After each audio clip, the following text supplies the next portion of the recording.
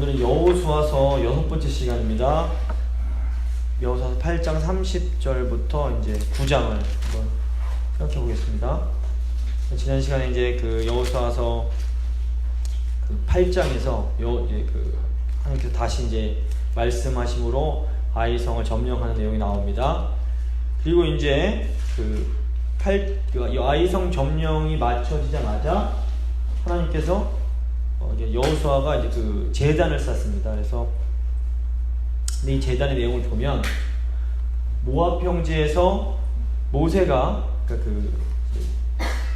만약에 너희가 요단강을 건너가거든 그 에발산에 제단 쌓고 율법 낭독한 것을 명령했던 내용을 이제 실행하는 내용을 볼 수 있습니다. 신명기 27장 4절에서 8절 보시면 방금 전에 읽으신 여호수아서 8장 30절부터 35절 내용이 그대로 나옵니다. 이대로 여호수아가 이제 행한 겁니다. 제가 한번 빨리 읽어드리겠습니다. 신명기 27장 4절에서 8절 모세가 여호수아를 비롯한 이스라엘 백성들에게 그 요단을 건너기 전에 신명기에서 했던 명령입니다. 너희가 요단을 건너거든 내가 오늘 너희에게 명하는 이 돌들을 에발산에 세우고 그 위에 서클을 바를 것이며 또 거기서 내 하나님 여호와를 위하여 제단 곧 돌단을 쌓되 그것에 회연장을 대지 말지니라. 너는 다듬지 않은 돌로 내 하나님 여호와의 제단을 쌓고 그 위에 내 하나님 여호와께 번제를 드릴 것이며 또 화목제를 드리고 거기서 먹으며 내 하나님 여호와 앞에서 즐거워하라. 너는 이 율법의 모든 말씀을 그 돌들 위에 분명하고 정확하게 기록할지니라. 신명기 27장 말씀을 이제 여호수아서 8장 아이성 점령 후에 그대로 하게 되는데 보시면 이제 이스라엘이 여리고 점령과 아이성 점령을 마친 후에 이 모세 명령을 준행합니다. 그러니까 아이성 승리 후에 여호수아는 앞에 계속 이제 진행될 이 가나안 사람들과의 전투를 일시적으로 중단을 하고 모세가 명령한 그대로 하나님께 제단을 쌓게 됩니다. 이 내용을 보시면 이스라엘 백성들이 하나님께 드려야 할 예배의 특성이 아주 잘 나옵니다. 오늘 본문 중에서 그걸 살펴보겠습니다.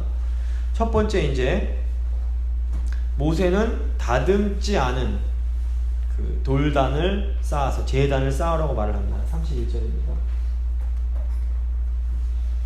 이는 여호와의 종 모세가 이스라엘 자손에게 명령한 것과 모세 율법책에 기록된 대로 쇠 연장으로 다듬지 아니한 새 돌로 만든 제단이라. 여호수아는 모세의 율법대로 다듬지 않은 돌로 제단을 만듭니다. 구약 보시면 여호와 하나님께 바쳐지는 것들은 인간의 손을 대면 안 되는 경우가 많습니다. 레위기 25장 보시면 안식년에는 그 곡식들을 놔둬야 되는데 이건 하나님께 드려지는 의미가 있었습니다. 그래서 안식년은 가지치기를 하지 않은 그런 포도나무를 거두면 안 되는 그런 율법이 나옵니다. 안식년에는 인간이 손대지 말고 가만히 내버려 둬야 되는 그런 내용이 나옵니다. 또 민수기 6장 보시면 나실인도 하나님께 바쳐진 사람인데 이 사람도 머리에 함부로 인간이 손을 대면 안 됩니다. 오늘 이제 보시면 하나님께 제물을 드리는 제단 역시 다듬지 않은 인위적으로 조작되지 않은 그런 돌로 만들어야 했습니다. 이게 겉보기에는 투박하고 좀 거칠어 보여도 하나님이 손대지 말라고 하시면 그대로 둬야지 함부로 어떤 모양을 내려 하면 안 됩니다. 이게 무슨 의미일까요? 이것은 인간은 절대로 창조주 하나님을 인위적으로 조종하거나 조작하려고 하면 안 되는 것을 의미합니다. 우상 숭배자들의 특징이 뭐냐면 자기가 섬기는 신을 자기 마음대로 조종하고 싶어하는 겁니다. 섬긴다고 하지만 실제로는 조종하고 싶어합니다. 그래서 우상 숭배자들의 대표적인 특징이 뭐냐면 이 인풋을 늘려서 아웃풋을 많이 빼려고 하는 겁니다. 자동 판매기랑 비슷하게 동전을 많이 집어넣으면 많이 나오는 것처럼 내가 노력과 정성을 많이 쏟아 부으면 그 신으로부터 많은 것을 받을 수 있다라고 생각하는 겁니다. 그래서 우상숭배제, 전 세계 모든 우상숭배제의 모토가 뭐냐면 지성이면 감천입니다. 지극히 정성을 다하면 하늘도 감동한다. 내가 열심히 뭔가 노력을 많이 해야 되는 겁니다. 그래야 신이 감동을 해서 나에게 내가 원하는 걸 주는 겁니다. 그래서 기도를 하면 많이 해야 되고 또 아주 그냥 지극히 정성스럽게 극성스럽게 해야지 된다고 이 사람들은 생각을 합니다. 그래서 용한 무당일수록 자기를 많이 괴롭힙니다. 그래서 새벽에 잠도 그냥 2시, 3시 아주 정말 제일 졸린 시간에 깨서 한겨울에 산길을 가고 산에서도 차가운 얼어있는 샘물을 깨서 그 안으로 들어가서 기도를 하는 겁니다. 괴로워야지 더 영험한 게 온다고 믿는 겁니다. 실제로 바알 선지자, 엘리야가 바알 선지자들과 싸울 때 어떻게 합니까? 바알이 기도하다 안 들으니까 몸을 자해하면서 찢으면서 기도를 합니다. 왜냐하면 더 자극적으로 해야 신이 감동한다고 믿는 겁니다. 근데 기독교인들 중에서도, 왜냐면 기독교가 이런 샤머니즘, 무속신앙이 오랜 동안 그냥 아주 수천 년에 걸쳐서 이 샤머니즘이 있었기 때문에 뭐 불교도 영향받고 유교도 이 샤머니즘 영향을 많이 받습니다. 문화적 토양이기 때문에 기독교도, 한국 기독교는 이 영향을 받습니다. 그래서 기독교인들 중에서도 기도를 세게 하고 많이 해야지 하나님이 기뻐하신다라고 생각하는 분들이 굉장히 많습니다. 기도 응답을 못 받는 것은 쉽게 기도가 부족해서 기도 응답 못 받는 거야, 이렇게 많이 가르칩니다. 근데 죄송하지만 이거는 성경에서 가르치는 하나님이 아니라 이제 무속 종교에서 가르치는 그런 기도의 방식입니다. 기도를 많이 하면 할수록 하나님이 우리 기도에 더 잘 응답해 주실까요? 이렇게 생각하시면 성경이 가르치는 기도를 굉장히 오해하시는 겁니다. 제가 이제 기도 좀 적게 해도 된다 이런 거 아닙니다. 기도 많이 하셔야 됩니다. 쉬지 말고 기도하셔야 되고 간절한 마음으로 기도하셔야 됩니다. 이게 좋은 겁니다. 그런데 기도를 많이 하면 할수록 성경이 가르치는 기도는 어떤 기도입니까? 내가 원하는 걸 얻는 기도가 아니라 내가 하나님 뜻에 더 순종하게 되는 겁니다. 제대로 된 기도는 많이 하면 할수록 하나님 뜻에 순종하게 되고 결국 나를 통해서 하나님의 뜻이 이 땅에 이루어지는 게 제대로 된 기독교의 기도입니다.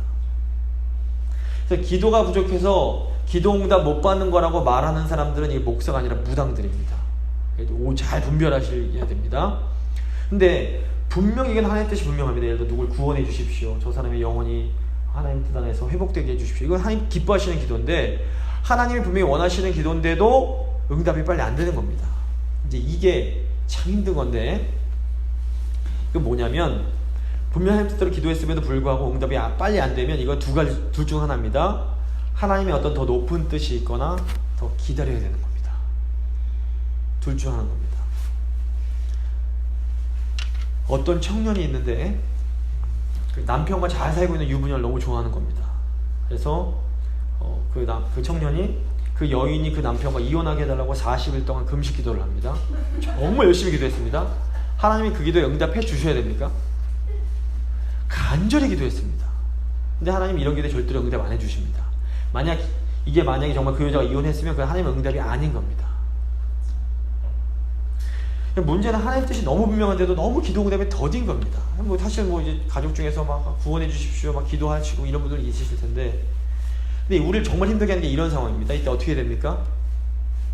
분명한 뜻 맞는데 기도했는데 빨리 응답이 안 옵니다. 어떻게 됩니까? 기다리셔야 되는 겁니다. 기다리시는 겁니다. 그냥 언제까지? 응답될 때까지. 이때 조급해서 인간적인 방법을 자꾸 쓰려고 하면 어떻게 됩니까? 아브라함처럼 이스마엘 낳는 겁니다. 집안이 괴로워지는 겁니다. 이스마엘 때문에 얼마나 가족이 힘듭니까? 그러니까 조급하시면 안 됩니다. 그래서 아브라함 때나 지금이나 믿음의 사람들에게 제일 힘든 것 중 하나가 이 기다림입니다. 기다린다는 건 너무너무 힘든 일입니다. 하지만 믿음이란 하나님의 말씀을 신뢰하며 하나님의 때를 기다리는 겁니다. 그래서 이제 기다릴 때 혼자 기다리면 너무 지치기 때문에 하나님 우리에게 그냥 혼자 두지 않으시고 교인들을 붙여주신 겁니다. 믿음의 동역자들. 그래서 이 믿음의 동역자들이 더 살 때로 괴롭힐 때가 있는데 기도 안 해서 그런 거야 정죄하면서 이러면 안 되고요. 조용히 옆에서 괜찮아 같이 기도합시다. 그래서 이 긴 인내의 시간, 긴 기다림의 시간을 함께 버텨주는 것, 이게 교인들의 굉장히 중요한 역할 중에 하나입니다. 그래서 믿음은 기다림이라는 거, 다듬지 않은 돌로 하나님께 올려드리는 겁니다. 하나님이 주실 때 받는 게 최고의 응답입니다. 네, 저도 말씀드리지만 쉽지는 않은 일입니다. 네, 어쨌든 근데 이 길밖에 없습니다. 인간적으로 뭘 해보려고 해도 자꾸 다른 문제가 더 생기고 부작용만 생기기 때문에 하나님 뜻 안에서 진득하게 기다리는 훈련, 기다리면서 나도 성화되고 상황도 하나님께 다 바꿔주십니다. 두 번째, 또 번제와 화목제가 나옵니다. 31절 보시면 무리가 여호와께 번제와 화목제물을 그에게 드렸으며, 이제 번제는 여기 이 부분이 예배의 수직적인 차원과 수평적인 차원이라고 써놨는데, 번제 같은 경우에는 희생제물 전체를 다 태워서 드리는 겁니다. 이건 뭐냐면 하나님을 향한 전적인 헌신을 상징합니다. 그러니까 내 모든 걸 다 하나님께 드리는 게 이게 번제의 의미입니다. 제사는 본래 나를 하나님께 깨끗하게 다 태워드리는 겁니다. 남기면 안 됩니다. 나를 다 드려야 됩니다. 제물을 다 태워야지 반쯤 탄다 어떻게 될까요? 연기가 나고 똥파리들이 막 끼어드는 겁니다. 그러니까 내가 완전히 태워져야 가정이 살고 교회가 살고 일터가 살아납니다. 내가 조금만, 그러니까 다 죽어야 됩니다. 반만 죽으면 이게 오히려 문제가 커집니다. 완전히 죽어야 됩니다. 완전히 태워져야 됩니다. 이게 번제의 의미입니다. 반면 화목제는 어떤 겁니까? 번제가 수직적인 하나님께 드리는 제사의 차원이라면 화목제는 하나님과의 관계가 회복된 것을 축하하면서 사람들끼리 제물을 나눠 먹는 제사입니다. 즐거워하는 제사입니다. 그래서 하나님께 완전히 태워드린 제사는 이웃을 사랑하는 것으로 완성이 되는 겁니다. 내가 완전히 죽고 나면 어떻게 됩니까? 이젠 이웃을 사랑하는 겁니다. 이웃과 함께 기뻐하는 겁니다. 하나님께 제사 드리고 이웃을 사랑하지 못하는 것은 뭡니까? 이 반쪽짜리 제사인 겁니다. 나는 하나님을 사랑하지만 이웃을 못 사랑하게 되는 건 거짓말입니다.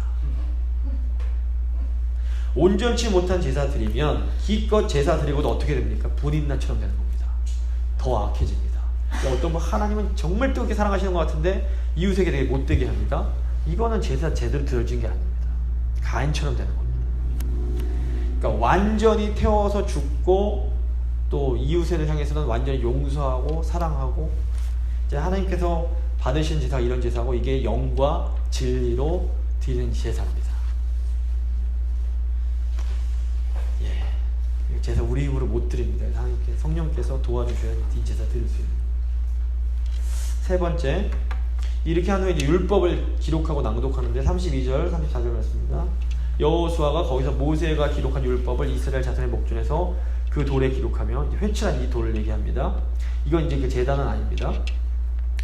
그 다음에 33절 온 이스라엘과 그 장로들과 관리들과 제사장들과 본인뿐 아니라 이방인까지 여호와의 언약궤를 맨 레위 사람 제사장들 앞에서 궤 좌우에 서서 절반은 그리심산 앞에 절반은 에발산 앞에 섰으니 이는 전에 여호와의 종 모세가 이스라엘 백성에게 축복하라고 명한 대로 함이라.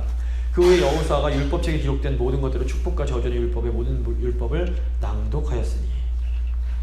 보시면 이제 돌에 기록된 율법은 그 율법이 많았기 때문에 다 기록한 건 아닐 테고 아마도 10계명과 같은 아주 짧고 핵심적인 본질적인 규정을 이제 기록했을 거라 생각이 됩니다. 이 여호수아가 온 이스라엘을 반으로 나눠서 한편은 그 궤를 중심으로 한편은 그리심산에 서게 하고 한편은 에발산에 서게 합니다. 보시면 이게 에발산이고 그리심산 현대의 그림입니다. 이 쉐에 여기서 이제 한쪽은 이쪽, 한쪽은 이쪽에 서게 합니다. 근데 보시면 저주를 상징하는 에발산은 수목이 없습니다. 되게 마르고 예전에 아마 더 많았을 텐데 이 그리심산 보시면 나무들이 있습니다. 푸른 이제 여기 뭐 지금 그때 더 아마 푸르렀을 거라 생각이 되는데 그러니까 이 눈으로 딱 보이는 겁니다. 이제 여기서 여호수아가 모세의 말씀을 낭독합니다. 하나님 말씀에 순종할 때 받게 되는 축복과 불순종할 때 받게 되는 그 황폐함이 눈으로 보여지는 겁니다. 근데 이 원리가 지금도 똑같습니다. 물론 이제 이 보시면 말씀에 율법에 순종해서 하나님 백성 되는 건 절대로 아닙니다. 율법은 하나님의 은혜로 하나님의 자녀된 사람들, 백성된 사람들에게만 주어지는 선물입니다. 그러니까 하나님 말씀을 예수 안 믿는 사람들이 하나님 말씀대로 안 사는 건 당연한 거고 그 사람들은 율법이 아닙니다. 그 사람들은 정죄할 필요도 없고 아무 말씀과 상관이 없는 사람들이기 때문에 그 사람들은 그냥 기도해주고 사랑해주면 되는 겁니다. 더 이상 뭐 죄 짓는 게 당연한 겁니다. 근데 이제 예수님 믿고 하나님 자녀된 사람들 같은 경우는 이제 율법 지켜야 될 책임이 생긴 겁니다. 그래서 이 말씀은 하나님의 자녀가 된 사람들에게 하나님이 주시는 복을 받아 누릴 수 있도록 하기 위해서 하나님이 주신 선물입니다. 근데 이 율법의 핵심이 뭐냐면 예수님께서 어떻게 정리해 주십니까? 하나님 사랑, 이웃 사랑으로 깔끔하게 정리해 주십니다. 근데 이웃 사랑의 핵심이 이제 아까 보신 것처럼 화목제 뭡니까? 용서입니다. 용서. 그래서 하나님께 제물 드릴 때 누가 불효한 것이 생각나거든 제물 두고 가서 화해하고 와서 제물 드려라. 나를 힘들게 하고 나에게 상처 준 사람을 용서하면 이 하나님 주신 복이 임하는데 그 복이 뭐냐면 내 마음이 편안해지고 내 마음이 행복해지는 겁니다. 이것이 하나님 자녀인 우리에게 주시는, 우리가 순종할 때 주시는 하나님의 복입니다. 근데 이제 우리가 이 말씀에 불순종해서 그냥 계속 누구를 용서하지 못하고 붙잡고 있으면, 나를 힘들게 한 사람을 계속 미워하면 내가 계속해서 불행할 수밖에 없는 겁니다. 이게 바로 하나님이 말씀하시는 저주입니다. 저주가 뭐 다른 게 아니라, 교회를 다녀도 마음이 계속 불편하고 평안함이 없으면 이게 불순종했기 때문에 오는 저주 속에 사는 겁니다. 구원 못 받는다, 죽어서 지옥 간다는 얘기가 아니라 이미 이 땅에서 지옥을 살아가는 겁니다. 그러니까 예수 믿어도, 교회 열심히 다녀도 말씀에 불순종하면 하나님이 주시는 이 천국의 복을 받아 누리지 못하는 겁니다. 근데 예수님이 십자가에서 죽으신 것은 이 평안의 복을 주시기 위해서였습니다. 예수님 믿는다는 건 뭐냐면, 우리가 그리스도와 함께 십자가에서 죽음으로 그리스도와 함께 다시 살아날 수 있음을 믿는 겁니다. 그래서 입으로 예수님 믿는다 해도 예수님과 함께 십자가에서 죽지 않는 사람은 예수님과 함께 다시 살아나는 이 경험을 할 수가 없는 겁니다. 부활은 죽은 사람에게 해당되는 말입니다. 죽지 않은 사람에게 부활은 없습니다. 부활은 영광인데, 이 부활의 영광을 경험하려면 먼저 죽어야 되는 겁니다. 죽어야 살고 용서해야 하나님이 주시는 그 평안의 복이 임하는 겁니다. 구원은 은혜로 받는데요, 이 구원 은혜를 누리는 사람은 이제 순종해야 하나님이 주시는 그 놀라운 하늘의 복을 누릴 수가 있는 겁니다. 자, 여기서 또 놀라운 게 뭐냐면 4절 보시면 35절. 모세가 명령한 것은 여호수아가 이스라엘 온 회중과 여자들과 아이와 그들 중에 동거하는 거류민들 앞에서 낭독하지 아니한 말이 하나도 없었더라. 또 아까 보시면 이 말씀을 32절 보시면 이방인에게까지 전합니다. 그래서 이스라엘 온 회중의 율법을 낭독하는 예배에 참석했다는 게 굉장히 중요한 의미가 있고요. 더 나아가서 이 여호수아가 말씀 전하는 대상에 당시로서 사람으로 취급받지 못하던 여자들, 아이들, 그리고 이방인들과 거류민들까지 다 포함이 되는 겁니다. 굉장히 놀라운 겁니다. 이스라엘 백성 가운데 거하는 그 누구도 하나님의 말씀을 듣는 이 은혜에서 제외되지 않는 겁니다. 그 누구도 제외되지 않습니다. 다 하나님의 은혜를 누릴 수 있는 겁니다. 그리고 누구라도 이 하나님 말씀에 순종하면 말씀이 약속하는 복을 다 받아 누릴 수 있습니다. 누구라도 하나님 말씀에 불순종하면 말씀이 약속하고 있는 저주를 받게 됩니다. 말씀 앞에서는 굉장히 공평한 겁니다. 돈이 많고 힘이 있고 권력이 있고 지식이 있다고, 박사학위 갖고 있다고 해도 용서하지 않는데 평안과 만족 누리지는 못하는 겁니다. 대통령이라 해도 용서 안 하면 마음에는 행복이 있을 수 없는 겁니다. 하지만 돈도 하나도 없고 힘도 없고 뭐 배운 것도 없고 아무것도 없지만 예수님 말씀 순종해서 용서하는 사람은 그 마음에 하느님이 주시는 그 하늘의 평안과 기쁨이 넘치는 겁니다. 그래서 옛날 어른들, 저희 할머니 세대 어른들은 뭐 공부 못하셨어도 기도하고 나면 그냥 용서하시고 기쁨의 찬양을 부르시면서 천국을 누리면서 하시는 겁니다. 이게 굉장히 공평한 겁니다. 자, 철저한 순종. 이 굉장히 이제 여호수아 8장 30절 35절 보시면 여호수아가 모세의 명령대로 행동했다는 것을 4번 강조를 하는데, 31절 보시면 명령은 덧바라고 번역이 되는데, 원래 히브리어 보면 명령한 대로, 모세의 율법책에 기록된 대로, 또 모세 명령한 대로, 율법책에 기록한 대로 4번을 얘기합니다.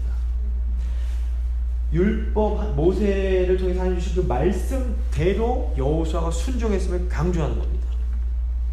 이제 여기서 여호수아가 순종한 것은 모세라는 인간의 말이 아니라 모세를 통해서 주신 하나님의 율법, 하나님의 말씀인 겁니다. 그래서 여호수아가 모세를 통해서 주신 여호와의 율법에 철저하게 순종함으로 다시금 여호수아는 지도자로서의 권위를 확보하게 됩니다. 이게 무슨 말이냐면, 모세도 그런 실수, 참 정말 훌륭한 지도자는 실수했고, 여호수아도 참 좋은 지도자임은 분명하지만 인간적인 실수를 하는 것은 저희가 이제 보게 됩니다.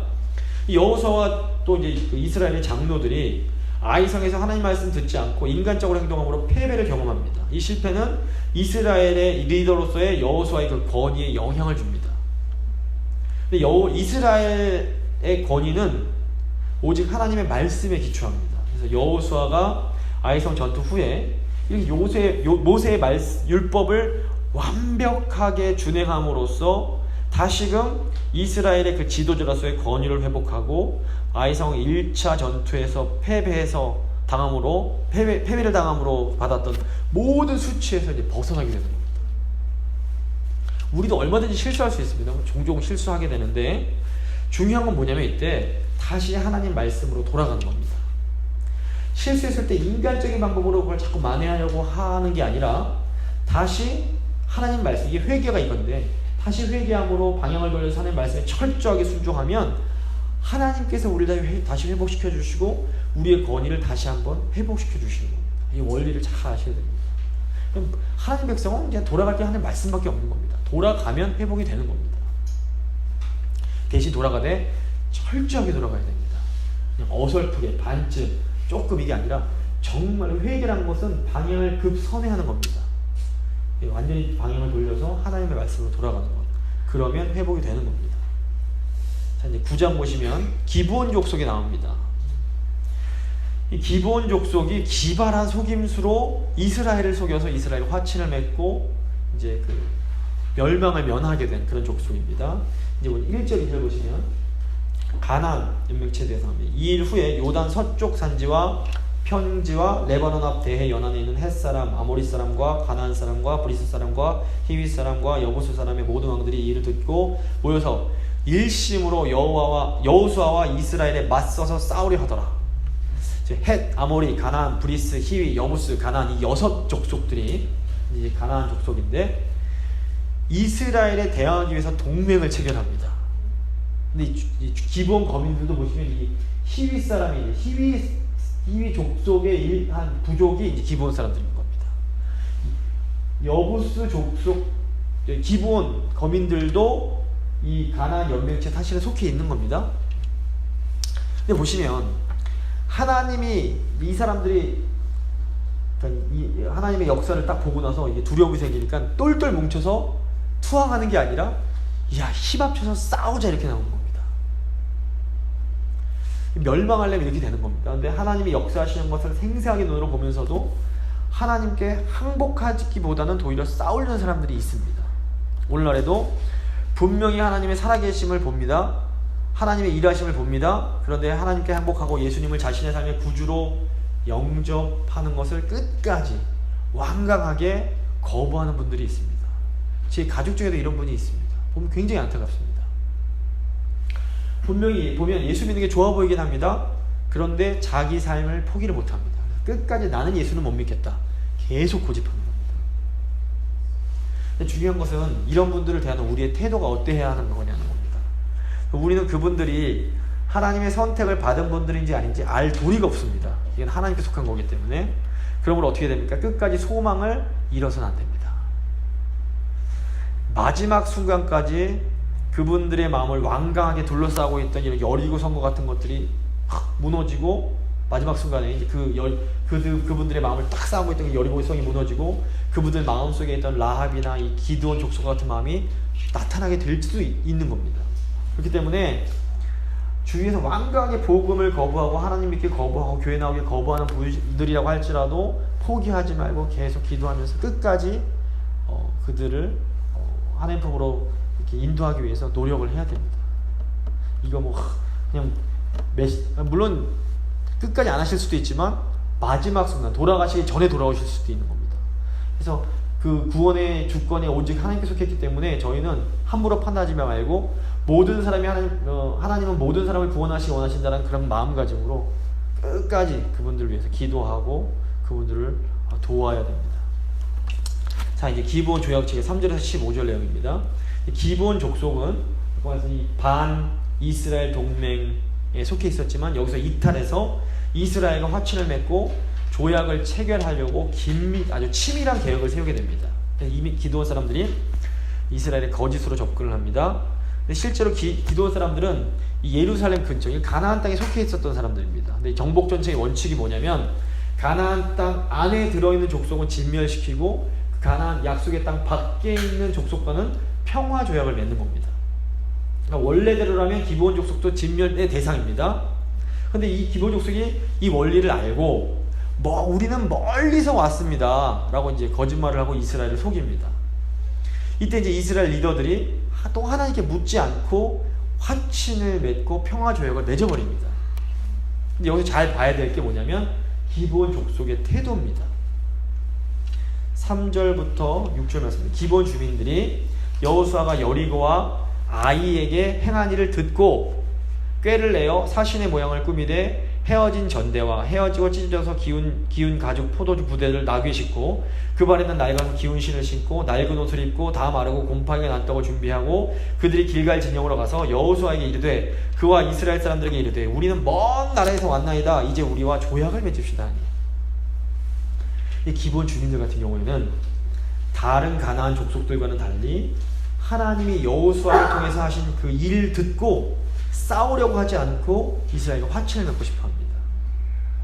이스라엘과 싸우겠다는 건 결국 무슨 말이냐면 하나님과 대항해서 싸우겠다는 겁니다. 근데 이제 반대로 이스라엘과 화친하고 싶다는 건 뭡니까? 하나님과 화친하고 싶다는 의미입니다. 7절입니다. 이스라엘 사람들이 히윗 사람에게 보십시오. 이 기본 사람들을 히윗 사람이라고 부릅니다. 이제 이게 나중에 이제 쓴 건데 히윗 사람에게 이르되 너희가 우리 가운데 거주하는 듯하니 우리가 어떻게 너희와 조약을 맺을 수 있으랴 하나 그들이 여호수아에게 이르되 우리는 당신의 종들이니이다 하며 여호수아가 그들에게 묻되 너희는 누구며 어디서 왔느냐 하니 보십시오. 처음에 이스라엘 사람들 우리가 너희가 누군 줄 알고 너희랑 화친을 맺냐 라고 이제 이렇게 별로 이렇게 달갑지 않게 얘기를 합니다. 조약 맺는 거에 거부감을 표현하는 겁니다. 환영해주지 않습니다. 이때 기본 사람들이 뭐라고 합니까? 우리는 당신의 종들입니다. 겸손하게 머리를 숙입니다. 그러니까 이제 여호수아가 좋다. 그럼 너네 어디서 왔느냐? 이렇게 묻게 됩니다. 말할 기회를 얻게 되는 겁니다. 9절부터 좀 깁니다. 요약하면 뭐냐면 그들이 여호수아에게 대답하되 종들은 당신의 한 여호와의 이름으로 말미암아 심히 먼 나라에서 왔사오니 이는 우리가 그의 소문과 그가 애굽에서 행하신 모든 일을 들으며 또 그가 요단 동쪽에 있는 아모리 사람의 두 왕들 곧 헤스본 왕과 시온과 아스다롯에 있는 바사랑 오기게 행하신 모든 일을 들었음이니이다. 그러므로 우리 장로들과 우리 나라의 모든 주민이 우리에게 말하여 이르되 너희는 여행할 양식을 손에 가지고 가서 그들을 만나서 그들에게 이르기를 우리는 당신의 종들이니 이제 우리와 조약을 맺읍시다 하라 하였나이다. 우리의 이 떡은 우리가 당신들에게로 오려고 떠나던 날에 우리의 집에서 아직도 뜨거운 것으로 양식으로 가지고 왔으나 보소서 이제 말랐고 곰팡이가 났으며 우리가 포도주를 담으니 가죽 부대도 새 것이었으나 찢어지게 되었으며 우리의 이 옷과 신도 여행이 매우 길었으므로 낡아졌나이다 한지라. 이제 여호수아가 너네 누구 어디서 왔느냐 하니까 기본 사람들이 자기는 먼 곳에서 왔다고 지금 속이고 이스라엘 사람들을 속이기 위해서 준비한 것들을 쭉 내놓습니다. 이게 솔직히 애들 말로 뻥을 치는 겁니다. 다 하고 막 거짓말을 막 다 하는 겁니다. 이 기본 사람들 어떻게 봐야 될까요? 거짓말 해도 되는 겁니까? 창세기 12장 보시면 아브라함이 이제 창세기 1, 2, 3장에 하나님께서 아브라함을 부르신 내용입니다. 근데 그거 딱 지난 다음에 뭐가 나옵니까? 그 땅에 기근이 들어서 아브라함이 애굽으로 내려간 내용이 나옵니다. 근데 애굽에 내려가서 아브라함이 어떻게 합니까? 자기 아내 사레를 누이라고 속입니다. 왜 그랬냐면 당시에 지금부터 아브라함이 BC 2000년 전 사람이니까 지금부터 4000년 전입니다. 당시 상황이 그만큼 나그네에게 가혹했습니다. 당시 안에 있는 나그네는 뭐 외지니까 그냥 죽여버리고 안에 차지하면 그만인 겁니다. 세상이 그랬습니다. 그래서 굉장히 그 잔인하고 살벌한 문화였습니다. 그러니까 아브라함이 생존을 위해서 어쩔 수 없이 아내를 누이라고 속일 수밖에 없었던 겁니다. 그러니까 아브라함 하는 행동이 뭐 괜찮다 이런 게 절대로 아닙니다. 성경도 뭐 아브라함이 뭐 괜찮다 옳다라고 말하진 않습니다. 하지만 창세기 12장 보시면 하나님이 아브라함을 직접적으로 책망하는 내용이 나오지 않습니다. 도리어 아브라함을 그냥 구해주십니다. 이것은 하나님께서 아브라함이 생존을 위해서 어쩔 수 없이 그들을 속였음을 아셨기 때문입니다. 아브라함도 아내를 누이라고 속이는 게 뭐 마음이 기뻐서 속인 게 아니었을 겁니다. 그만큼 살기 위해서 내려갔는데 그만큼 거기서도 위협을 받기 때문에 어쩔 수 없이 했던 겁니다. 이 보시면 이 기본 족속 역시 죽을 게 뻔한 겁니다. 살기 위해서 어쩔 수 없이 지금 거짓말을 하고 있는 상황인 겁니다. 속이는 상황인데 물론 이제 내 욕심을 차리기 위해서 내 이익을 위해서 다른 사람을 속이고 거짓말하는 것은 굉장히 악한 죄입니다. 하나님 이런 죄는 용납하지 않으십니다. 그래서 아간의 죄나 뭐 아나니아 삽비라 이런 속임수 같은 경우는 용서를 받지 못하는 내용이 나옵니다. 하지만 이처럼 생존을 위해서 어쩔 수 없이 누군가를 속이는 것에 대해서는 하나님이 그 마음을 이해해 주십니다. 그래서 보시면 뭐 그 출애굽기 초반부에 그 부하와 십부라가 생명을 살리기 위해서 속였던 것들, 이런 또 그 라합이 그 정탐꾼을 살리기 위해서 속였던 것들, 이런 것들에 대해서는 오히려 의롭다고 평가하시는 경우도 있습니다. 그래서 뭐 그렇다고 아브라함과 뭐 이삭이 아내를 누이라고 속이고 기브온이 이스라엘 속인 것이 정당한 것이고 잘했다 이런 얘기는 아닙니다.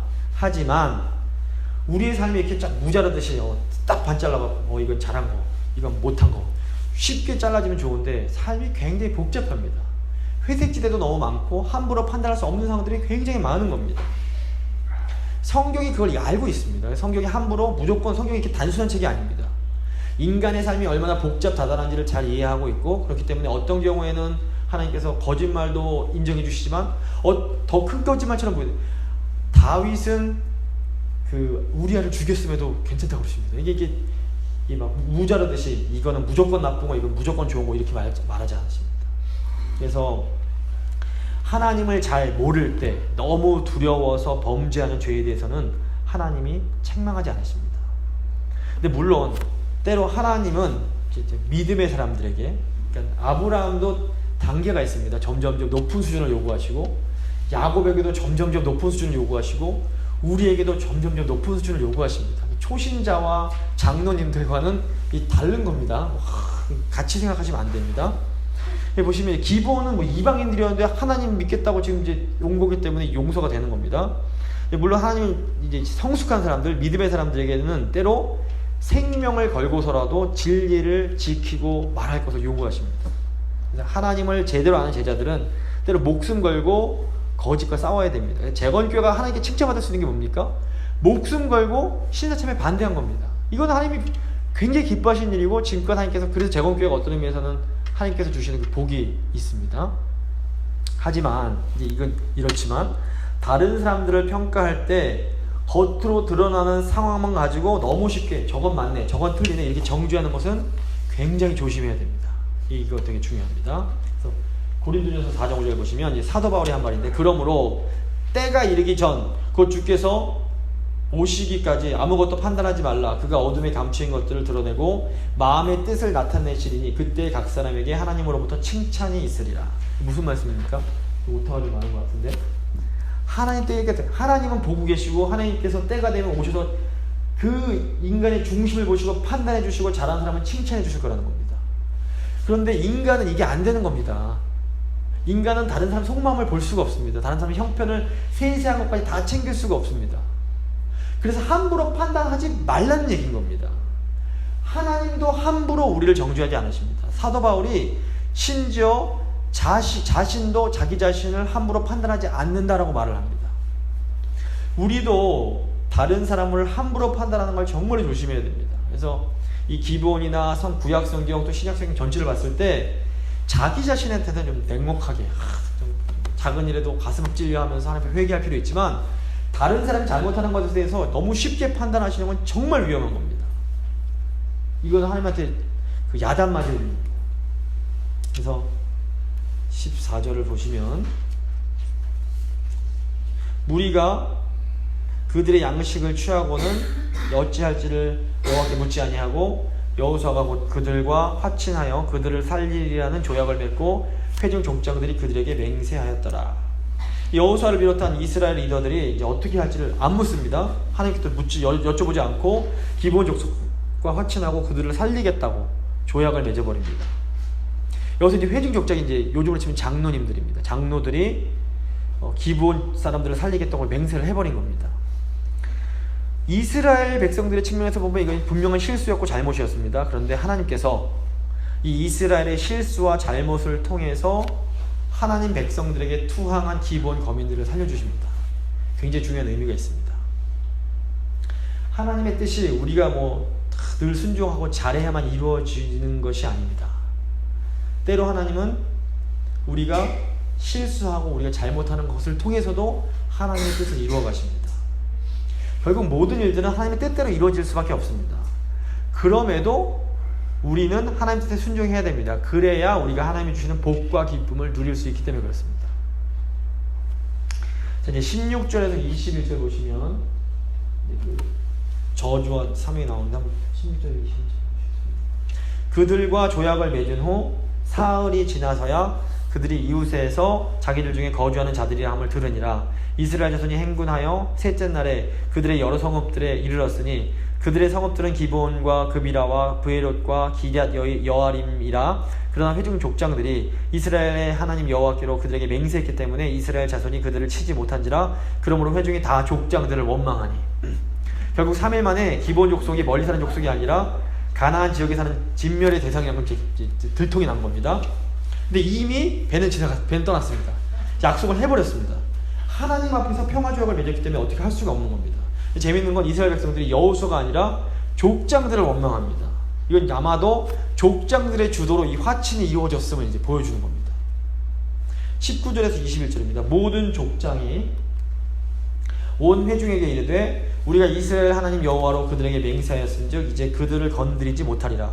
우리가 그들에게 맹세한 맹약으로 말미암아 진노가 우리에게 임할까 하노니 이렇게 행하여 그들을 살리리라 하고 무리에게 이르되 그들을 살리라 하니 족장들이 그들에게 이른 대로 그들이 온 회중을 위하여 나무를 패며 물을 깃는 자가 되었더라.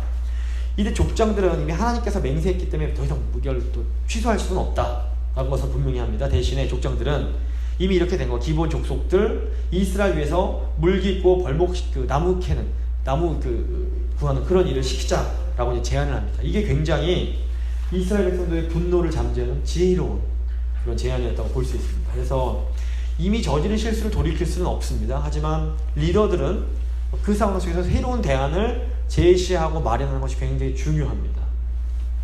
2절 보시면 여호수아가 이제 그 기본 사람들 불러서 도대체 왜 속였냐 물습니다. 그때 이 사람이 이렇게 대답합니다. 그들이 여호수아에게 대답하이르되 당신의 하나님 여호와께서 그의 종 모세에게 명령하사 이 땅을 다 당신들에게 주고 이 땅의 모든 주민을 당신들 앞에서 멸하신 것이 당신의 종들에게 분명히 들림으로 당신들로 말미암아 우리의 목숨을 잃을까 심히 두려워하여 이같이 하였나이다.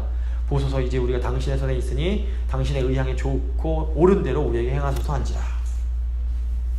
기본 사람들이 우리가 속일 수밖에 없은 이유는 하나님 말씀 믿었다는 겁니다. 하나님 명령하셨는데 우린 죽었는데 살기 위해서 어쩔 수 없었습니다. 이렇게 설명을 하는 겁니다. 믿음이 좋습니다.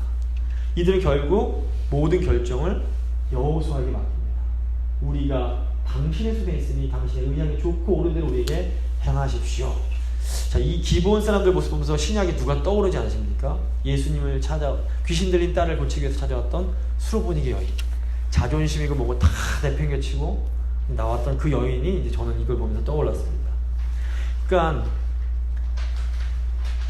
뭐 대항할 의지가 없습니다. 우린 죽었구나. 하나님이 살려주시면 사는 거가 아니고 우린 죽는 거다. 이게 맡기고 오는 겁니다. 그러니까 하나님께 나올 때는 자존심이며 체면대 탁 뒤에 던져놓고 와야 됩니다. 이렇게 모든 거 버리고 하나님께 의지하는 사람은 하나님이 반드시 살리십니다. 그러니까 하나님 앞에서 아무리 세상 것에 다 가진 사람이라도 하나님 앞에서 고개 빳빳하게 되는 건 가장 어리석은 행동입니다. 다 버려놓고 하나님께 나오면 하나님이 그 마음 받아주시는 겁니다.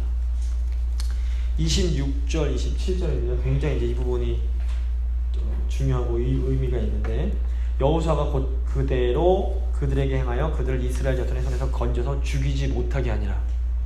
그날에 여호수아가 그들을 여호와께서 택하신 곳에서 회중을 위하여 여호와의 제단을 위하여 나무를 패며 물을 깃는 자들로 삼았더니 오늘까지 이르니라. 굉장히 중요합니다. 이스라엘의 족장들은 그들을 이스라엘 백성을 위하여 나무 패며 물 깃는 자로 삼았는데 여호수아는 그것을 여호와의 회중을 위할 뿐 아니라 여호와의 제단을 위하여 나무 패며 물 깃는 자들로 삼은 겁니다. 기본 사람들은 이방인들이었습니다. 이방인들이 결국 하나님의 제단을 섬기는 자들이 된 겁니다. 이 기본 족속은 저주를 받았지만 결국 이스라엘 족속을 축복하는 존재가 되는 레위인들을 떠올리게 합니다. 레위 기억하시죠? 레위는 여동생 디나의 복수를 하기 위해서 히위 족속 중 세겜 지파를 몰살시키는 그런 죄를 짓게 됩니다. 결국 레위는 아버지 야곱 즉 이스라엘로부터 너희 레위와 시몬 너는 너무 잔인했기 때문에 이스라엘에게 흩어지게 될 거다라는 이 저주를 받게 됩니다.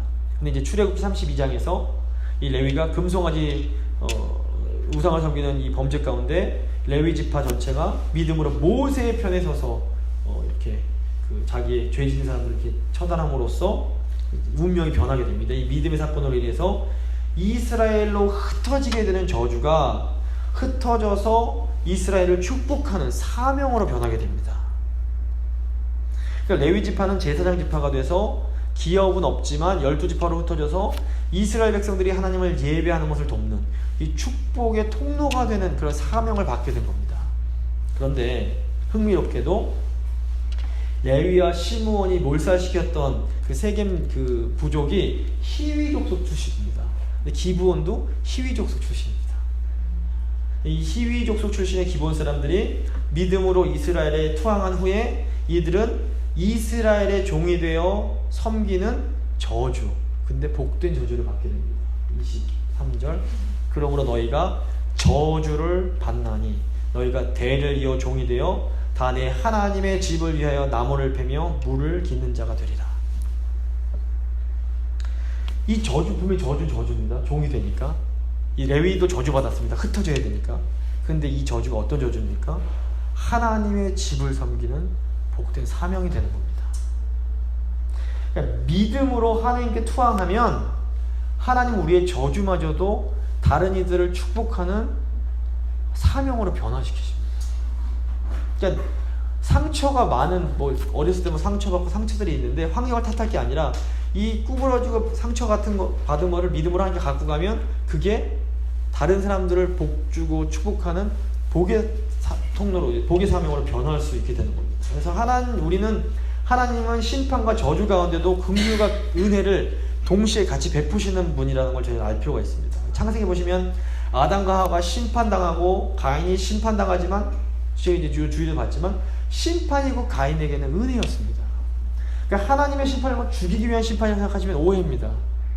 하나님은 심판마저도 살리시기 위한 심판인 겁니다. 제가 이것을 좀 기억할 필요가 있습니다. 그래서 기본 사람들은 이스라엘의 하나님을 두려워했고 하나님의 약속이 시행될 것을 믿었습니다. 그리고 살기 위해서 꾀를 냈습니다. 이것은 이방인들이 믿음으로 하나님께 돌아오고 있음을 이제 보여주는 겁니다. 여호수아도 뭐 다 진멸하지만 믿음 있는 사람들은 사는 겁니다. 왜 진멸당하냐면 끝까지 고집스럽게 하나님을 거부하기 때문에 어쩔 수 없이 심판을 당하는 거지, 믿음 있는 사람은 자존심 내버리고 정말 하나님 말씀을 믿는 사람들은 반드시 하나님께서 살리실 뿐 아니라 라합은 어떻게 됩니까? 예수님, 다윗 왕의 조상이 되고 예수님의 조상이 됩니다. 기브온은 이방 족속이었는데 하나님의 제단을 섬기는 자들이 되는 겁니다. 물론 기브온에게 속아서 정복하지 못한 건 이스라엘 관점에서 보면 실패할 수 있습니다. 하지만 기브온 사람들이 하나님을 인정하고 두려워했다는 것은 분명히 긍정적인 겁니다. 그래서 10장 보시면, 저희가 이제 오늘 10장은 안 들을 건데, 이제 아까 가나안 연맹체가 기브온을 치려고 하자 이스라엘이 기브온과 맺은 조약 때문에 이 연맹체를 깨부수는데 이를 통해서 또 가나안 땅 남쪽을 다 점령하는 그런 일이 됩니다. 이게 또 이제 섭리적인 차원이 분명히 있는 겁니다. 그래서 하나님은 인간의 모든 연약함과 약점과 잘못을 통해서도 결국 하나님의 뜻을 이루어 가십니다. 말씀을 마무리 짓겠습니다. 오늘 두 가지 내용인데, 에발산에서 언약갱신, 전쟁하다 말고 제사 드리고 예배 드리는 겁니다. 그러니까 결국 저희 삶도 마찬가지로, 저희도 뭐 이제 하루하루가 전쟁 같으신 분이 있으실 텐데, 전쟁의 승패는 예배에 달렸습니다. 예배의 핵심은 순종, 하나님께 완전히 드리는 제사.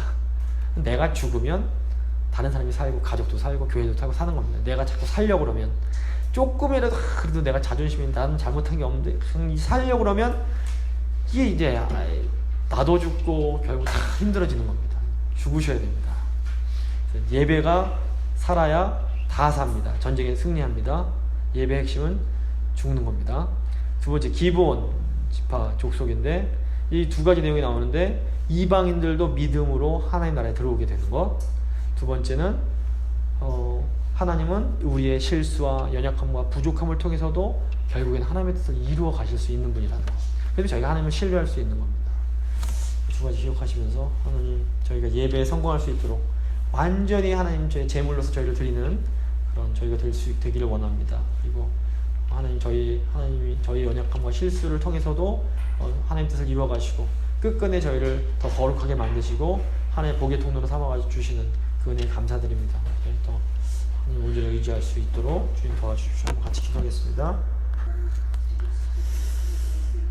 살아계신 하나님 아버지, 하나님께서는 저희의 부족함과 연약함, 실수까지도 사용하셔서 하나님의 뜻을 이루시는 그런 위대한 분이심을 저희가 기억합니다. 하나님, 저희의 삶이 때때로 아버지 전쟁과 같습니다. 아버지, 저희가 이 험난한 세상 속에서 승리할 수 있는 방법은 아버지 예배에 성공하는 방법밖에 없습니다. 주님의 그 십자가 제단 앞에 저희 모든 것을 다 태워드림으로 아버지 하나님 기뻐하시는 예배를 드릴 수 있도록 주여 도와주시옵소서. 저희가 완전히 죽어서 아버지 저희 가정이 살아나게 하시고 저희 교회가 살아나게 하시고 저희 일터가 회복되게 하시고 저희 삶의 모든 영역들이 하나님의 그 부활의 영광을 경험할 수 있도록 주여 도와주시옵소서. 하나님은 아버지 이방인들도 너무 사랑하십니다. 그래서 믿음으로 하나님께 돌아오기를 간절히 원하십니다. 하나님 모르고 살았던 자들도 또 아버지 심지어 아버지 하나님께 받은 그런 저주와 아픔과 슬픔들도 하나님 손에 맡겨질 때에 아버지 다른 하나님을 예배하고 다른 이들을 축복하는 아버지 사명으로 변하게 됨을 저희가 기억합니다. 주님, 저희가 하나님 모든 걸 내려놓고 하나님 앞으로 나아가오니 아버지 저희 가운데 사명을 회복시켜 주시고 저희가 남은 인생을 하나님 위하여 하나님의 나라를 위하여 그리고 하나님께 사랑하시는 그 많은 하나님 백성들을 위하여 살아갈 수 있도록 주여 저희 교회 붙들어 주시고 다시 회복시켜 주시고 강하게 하시고 하나님 은혜 가운데 세워주시길 간절히 소망합니다. 하나님 저희 교회 사랑하시는 줄 믿사오니 저희 교회 통하여 하나님 영광 받아주시고 저희 교회 통하여 아버지 역사하여 주시옵소서. 감사드리며 귀하신 우리 주 예수 그리스도 이름으로 기도드립니다. 아멘.